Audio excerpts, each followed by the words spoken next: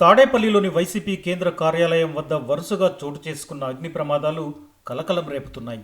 ఈ నెల 5వ తేదీన జరిగిన అగ్ని ప్రమాదాలపై 6వ తేదీన పోలీసులకు వైసీపీ కార్యాలయ వర్గాలు ఫిర్యాదు చేశాయి.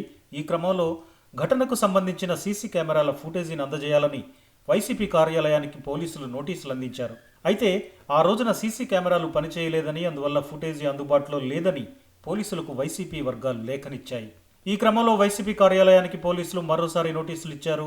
అగ్ని ప్రమాదం సంభవించిన రోజున కార్యాలయానికి వచ్చిన నేతలు, సందర్శకుల జాబితాను ఇవ్వాలని, కార్యాలయం బయట పార్క్ చేసిన వాహనాల నంబర్లు, వాహనదారుల వివరాలు ఇవ్వాలని నోటీసులో పేర్కొన్నారు. దీంతో పాటు సీసీ కెమెరాల డేటా స్టోర్ అయ్యే హార్డ్ డిస్క్ను అందజేయాలని కోరారు.